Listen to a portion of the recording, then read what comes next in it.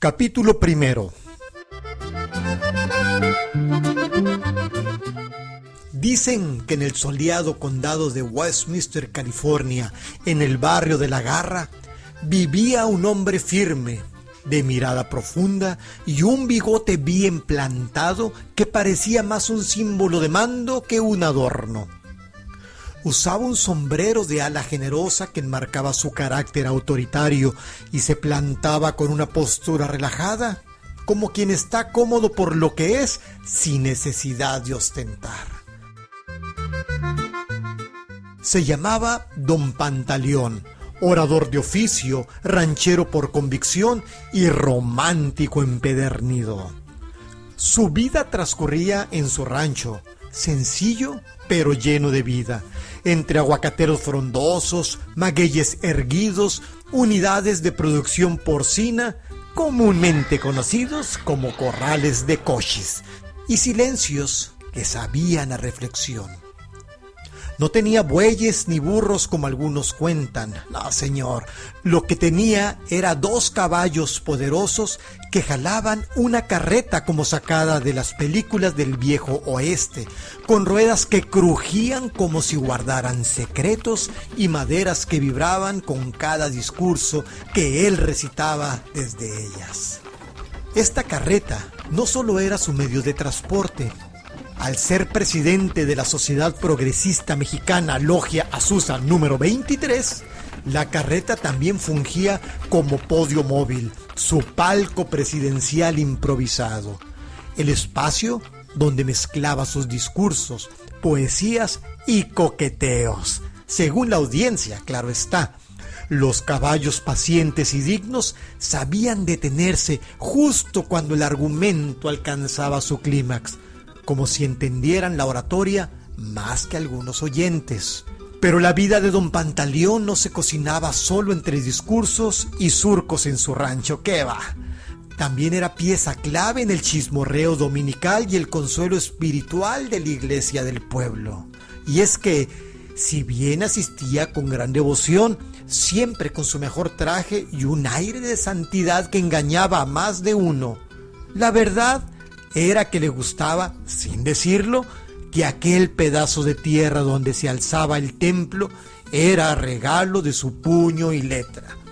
Cada vez que cruzaba el umbral, Don Pantaleón echaba un vistazo al techo como quien dice: de nada, mi gente, para eso estamos los que ponemos la tierra.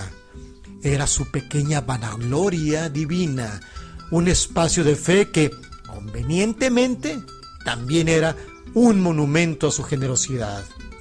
Y si el rancho era su escenario y la iglesia su púlpito, el ferrocarril donde alguna vez trabajó era la banda sonora de su día a día, un concierto constante de chiflidos y traqueteos que le recordaban que el mundo no terminaba en sus aguacateros.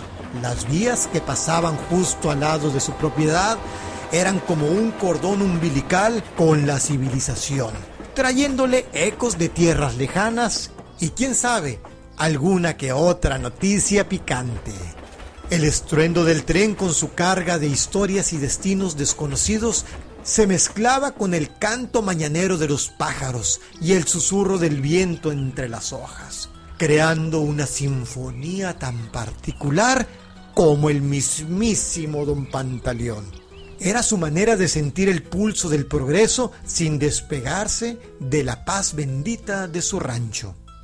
Pero si algo le daba brillo propio a Don Pantaleón, además de su voz aguardentosa que sonaba como trueno en un barril vacío, era su irrefrenable pasión por la política.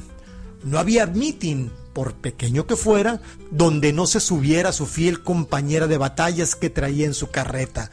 Una caja de madera que, a fuerza de tantos discursos y empujones, ya estaba más guanga que calzón de viuda alegre.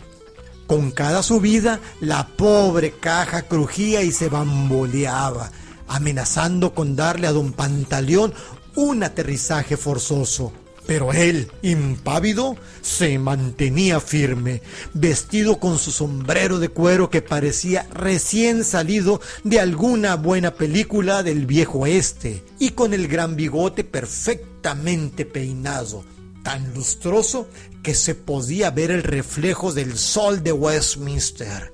Soltaba frases como relámpagos. El seguro de vida empieza con seguridad en el alma. Enterremos la injusticia con entierros dignos, cristianos y sin soledad. El público, claro, lo ovacionaba como si don Pantaleón fuera el mismísimo Pancho Villa. Pero su verdadero público, el que lo entendía sin necesidades de aplausos estrenduosos ni discursos floridos, era doña María, su esposa. Ella era el ancla de ese hogar que, entre chisporroteos del fogón y golpeteo rítmico del comal, tejía la paz doméstica con una paciencia de santa. Mientras don Pantaleón andaba por ahí, bamboleándose sobre su carreta y su caja guanga, doña María, con las manos que olían a masa y a leña quemada, preparaba unas tortillitas de harina y maíz que se inflaban como pequeños milagros en el comal, redonditas y perfectas, dignas de ser fotografiadas si en esos tiempos se usara Facebook o Instagram. ¿Y qué decir de esos frijolitos que burbujeaban al hervir lentamente en la olla de barro, desprendiendo un aroma que no solo perfumaba la cocina, sino que también llenaba el aire con recuerdos y anécdotas, historias silenciosas que hablaban del alma misma del rancho, de la vida sencilla y sabrosa que esperaba a don Pantaleón lejos de aplausos y promesas políticas. Era un refugio de sabor y calma, el verdadero centro de su universo, donde no había necesidad de palabras grandilocuentes, solo el confort de un hogar bien cocinado. Don Pantaleón, que era hombre de diligencias, según su propia y muy conveniente definición, que usaba cuando sus regresos del pueblo o de quién sabe qué otros senderos menos transitados se alargaban más de lo debido. Y es que, si bien en el barrio se sabía de sus andanzas, nadie lo buscaba con urgencia. Doña María serena, con una calma tan grande como la que tiene uno después de soltar una flatulencia silenciosa en misa, esa calma engañosa que precede a la tormenta, o al menos a una buena reprimenda, solía decir con una tranquilidad que desarma hasta el más chismoso: volverá. Como perro fiel, él sabe el camino de regreso. Y vaya que volvió.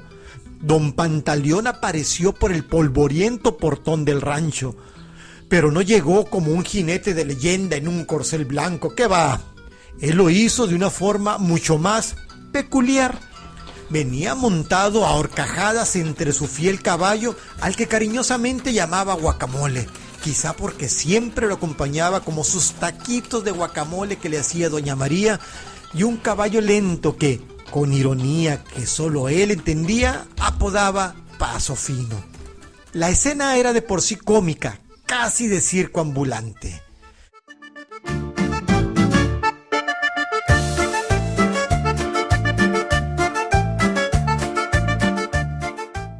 Acompañándolo, y para aumentar el revuelo del barrio, venían dos damiselas.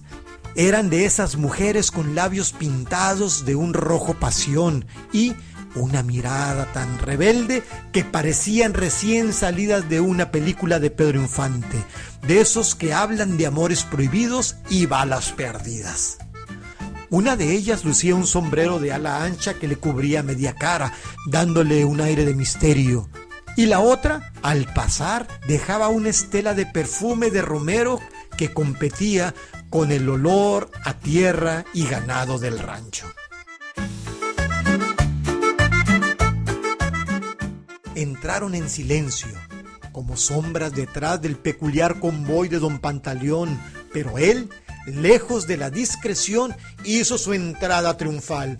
Se acomodó el cinto con una mano y con aquella voz que retumbaba como si trajera un subwoofer integrado en la garganta, dijo mientras se ajustaba por segunda vez el cinto, como si la primera no hubiera sido suficiente para impresionar.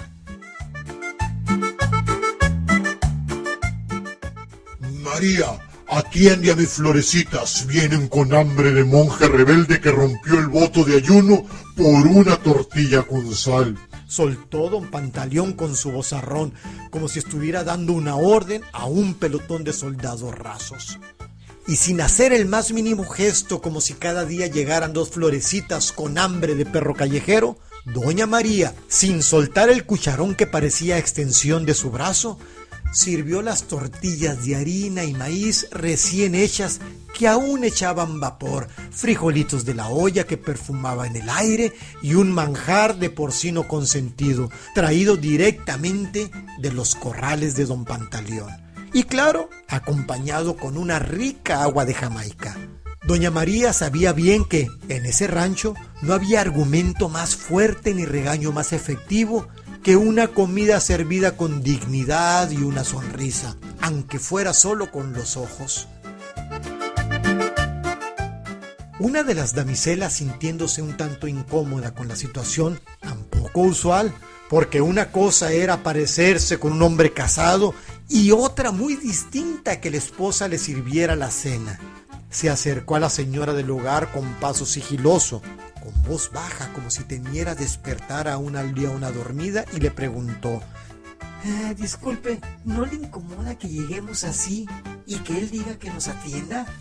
Doña María, sin despegar la mirada del comal, que seguía inflando tortillas como si nada extraordinario ocurriera, soltó una sonrisa apenas visible. Era una sonrisa de esas que aparecen cuando uno recuerda algo que ya nos duele, una que guardaba 1000 historias y ninguna queja.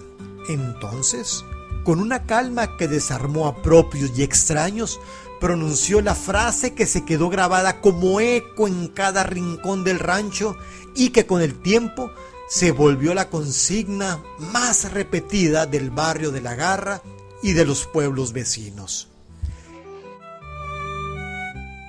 Él ya está grande, él ya sabe lo que hace.